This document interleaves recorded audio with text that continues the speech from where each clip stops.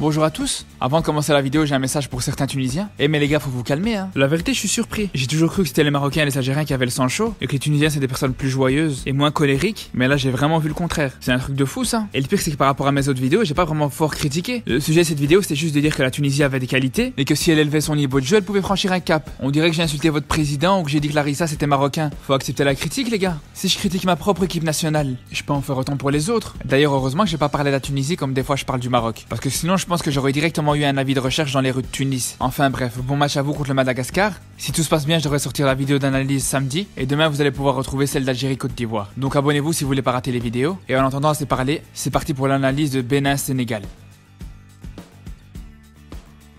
Là où j'ai trouvé le Sénégal très limité, c'était au niveau des coups de pied arrêtés. Que ce soit dans ce match ou depuis le début de la Coupe d'Afrique. Et ça surtout sur les corners offensifs. Sur ce match contre le Bénin, les Sénégalais ont gagné aucun duel sur leurs corners. Et pourtant ils étaient pas trop mal tirés. Mais le problème c'était plus dans les duels. Et ça c'est vraiment quelque chose que les Lions de la Teranga vont travailler. Parce que comme vous savez en Coupe d'Afrique, quand on n'arrive pas à trouver des solutions dans le jeu, il faut pouvoir se reposer sur les coups de pied arrêtés. Mais défensivement à ce niveau-là, les Sénégalais n'ont pas été mis en danger. Ils pouvaient compter sur un très bon Tchékou Kouyaté qui a gagné tous ses duels aériens. Après les Sénégalais n'avaient pas d'excuses parce qu'on peut dire qu'ils étaient prévenus après l'élimination du Maroc. On a bien vu que les écureuils pouvaient être très dangereux sur les corners. Mais heureusement pour le Sénégal, que ce soit le Madagascar ou la Tunisie, leur prochain adversaire, ça sera pas une équipe qui est connue pour être redoutable dans les coups de pied arrêtés. Par contre, dans le jeu, Aliou Cissé a compris comment battre le Bénin. Il savait que le jeu des écureuils était très basique, c'est-à-dire un bloc très bas qui fait très peu circuler le ballon. Leur seule manière d'apporter des dangers dans le jeu, c'est avec des contres rapides, avec deux de leurs joueurs qui vont très vite, que ce soit d'Almeida le numéro 15 ou Soukou le numéro 14. Mais ce que le Bénin affectionne aussi, c'est les longs ballons vers leur attaquant. Et ça, les Sénégalais l'ont compris, parce que sur quasiment l'ensemble du match, les Lions de la Teranga sont restés très hauts, en proposant un pressing très serré sur les Béninois pour les empêcher de trouver des solutions sur les longs ballons. Et ça a vraiment marché, parce qu'avec les efforts qu'ont fournis les Sénégalais, en allant parfois même presser le gardien, ils sont parvenus énormément de fois à récupérer le ballon dans la moitié de terrain adverse. Et franchement, mes amis sénégalais, quand je vois que vous avez une star qui est peut-être le meilleur joueur de son continent, et qui est même un concurrent sérieux pour le ballon d'or, vous pouvez vraiment être fier de lui par rapport au travail qu'il fournit. Parce qu'il faut être conscient que sur le terrain, Mané c'est le joueur qui a récupéré le plus de ballons, ex aequo avec Idrissa Gueye. Donc quand tu te rends compte de la quantité des efforts que fournit Mané, après tout ce qu'il a fait et tout ce qu'il a prouvé, alors que certains autres joueurs de ce continent, qui ont pas un dixième de la carrière de Mané, mais tu les vois arriver en sélection comme s'ils avaient inventé le vaccin contre la malaria. Les mecs ils courent pas, c'est impressionnant à quel point ils s'économisent. On dirait moi en voiture quand je suis en réserve, et pourtant tu verras en club à quel point ils donneraient leur vie. Mais bon, comme dirait Bielsa, un joueur est grand que quand il a rendu son équipe grande. Et ça c'est ce qu'a bien compris Mané. Enfin bref, pour en revenir au pressing sénégalais, je disais qu'il était vraiment à une grande intensité, à tel point qu'il s'exposait à des gros risques de contre, mais les Lions étaient très bons dans la reconversion défensive. Regardez par exemple cette contre-attaque béninoise. Elle est vraiment intéressante. Le seul joueur dans le camp sénégalais, c'est Koulibaly. Sur cette action, on aurait tendance à se précipiter sur le joueur béninois, en l'occurrence Poté, pour tenter d'intercepter le ballon. Mais Koulibaly a assez d'expérience pour savoir que c'est la dernière chose à faire, parce que comme vous voyez, c'est le dernier rempart de son équipe, et s'il intervient, il y a trois possibilités. Soit il arrive à récupérer le ballon, et là c'est extraordinaire, ou encore il se fait éliminer, et il laisse Poté aller tout seul vers le but, ou encore la dernière possibilité, c'est qu'il fasse une faute, et à ce moment-là c'est carton rouge directement. Donc ce que va faire Koulibaly, c'est qu'il va prendre une course parallèle à Poté, qui est quasiment verticale. Ça va lui permettre de gagner du temps en cadrant l'attaquant adverse, le temps que ses coéquipiers viennent lui donner un coup de main. Et comme vous voyez, Koulibaly a bien réussi son coup, parce que ses coéquipiers ont eu le temps de revenir. Après, même si Koulibaly a été brillant sur cette action, il est pas exempt de tout reproche dans ce match. Et la façon qu'il s'est pris un grand pont par le numéro 14 du Bénin, c'est juste pas possible. Mais la vraie déception côté sénégalais, c'était Mbanyang. Regardez sur cette action. Bon, je suis d'accord, c'est pas une occasion en or. Mais nous, ce qu'on demande, c'est pas qu'il marque. On veut juste qu'il tire. Mais non, là, le mec, tu le vois, il tombe tout seul. Et le pire, c'est pas qu'il tombe et puis qu'il se relève. Donc là, tu vois, il est par terre. Puis il y a un premier tir, il est toujours au sol. Un deuxième tir, il s'est toujours pas relevé.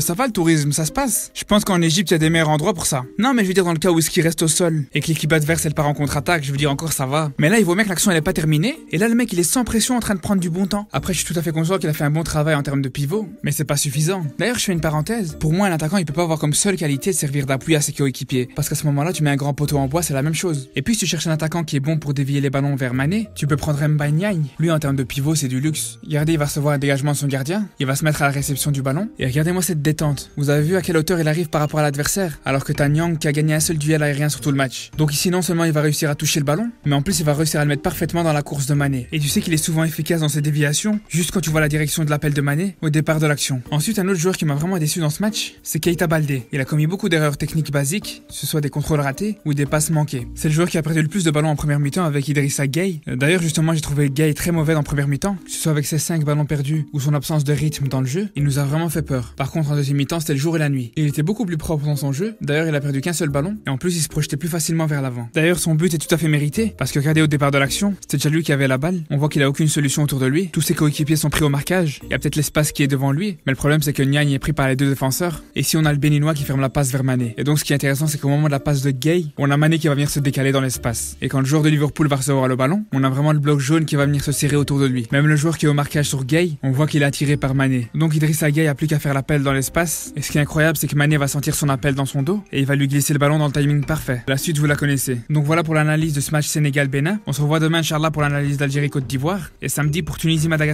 Donc n'oubliez pas de vous abonner.